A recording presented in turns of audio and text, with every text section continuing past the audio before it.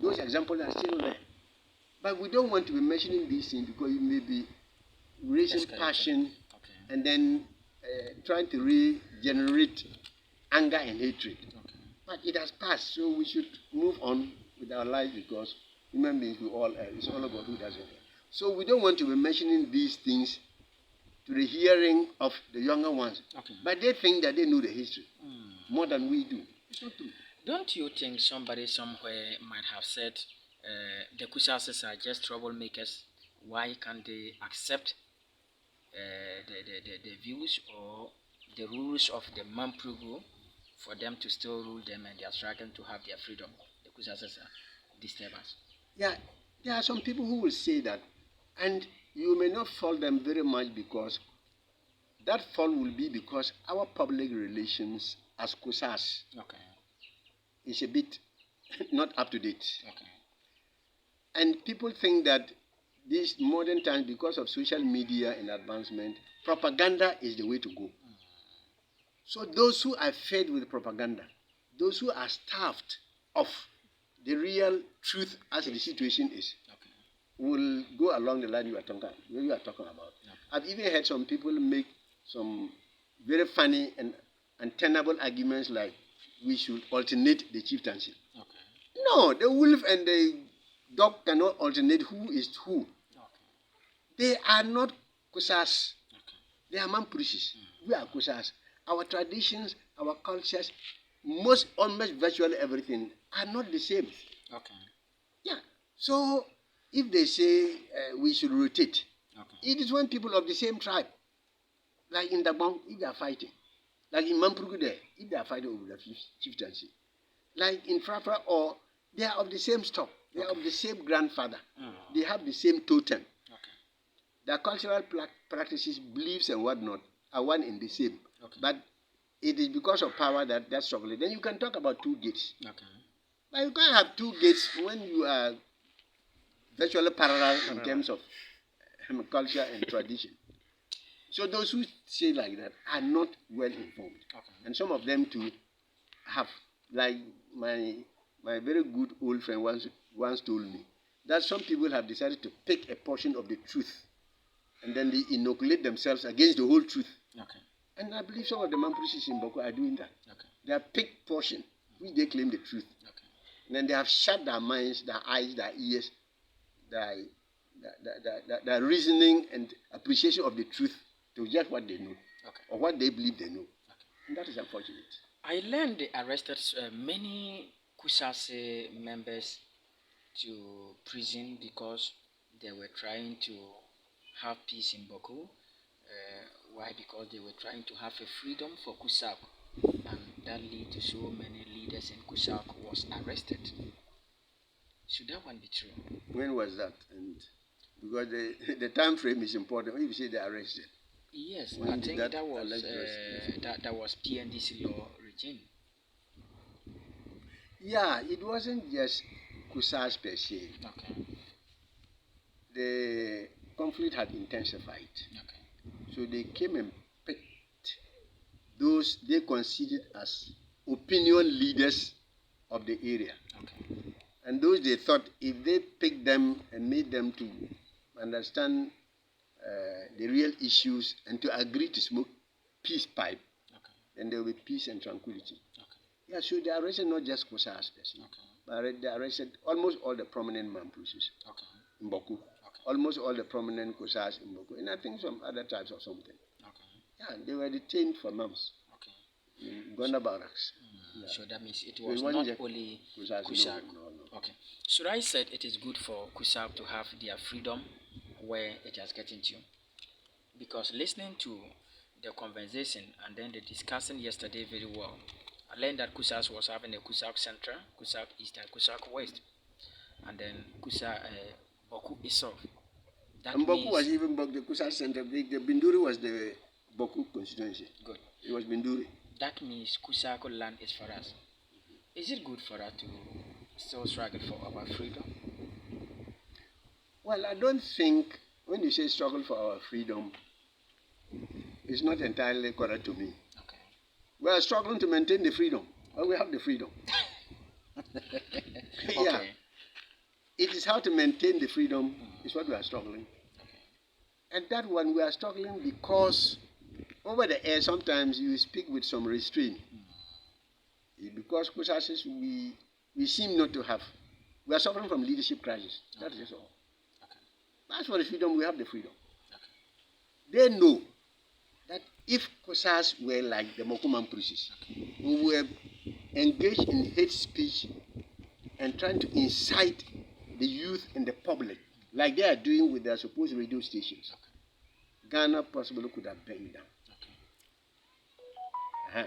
But God being so good, the average Kusa is a God-fearing, sober, reflective person. I'm not saying all Kusas. People should listen to me well. The average. And so because of that, we try to contain the anger within limits. Otherwise, if the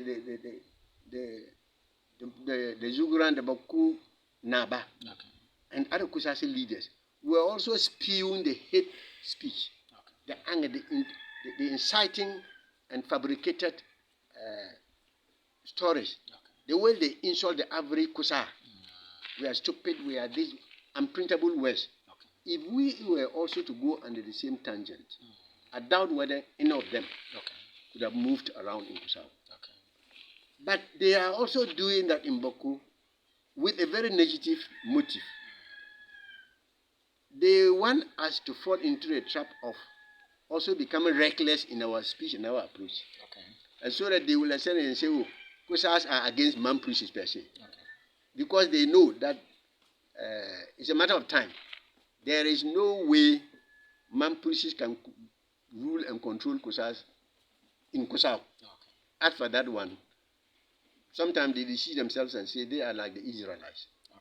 Yeah, if they are like the Israelites, we are like the super Israelites. But the violence and whatnot are things that we all pray that it should not be. As I told you, we have very good man preachers. I have some of them who are good friends. And they abhor what is happening. Some of them want to carry their businesses. And because of that, they have been very good business men and women, time immemorial. The average Kusa wasn't a business person. And they are crippling the businesses of those women and men who want peace to carry out. But because they are using brute force, they want to shoot and kill as if killing is the answer.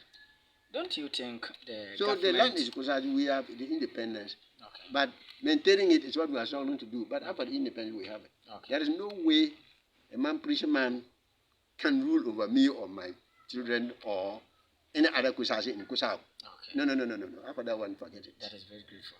Don't you think the government or the government authorities have missing ways to solve this problem, yet it is because of political issues, that is why the conflict and all that thing is still there, other than that we have been able to solve it? Well, if you say the inertia on the part of government, yes, but if you say the government, you may be limiting it to the present government. Yeah, but I know the present government has done its bit, even though there's much more to be done. Because there is no way that you have two parallel chiefs in an area, especially when one is not an indigene. No. The law courts are there. The legal systems are there. Like I was citing yesterday.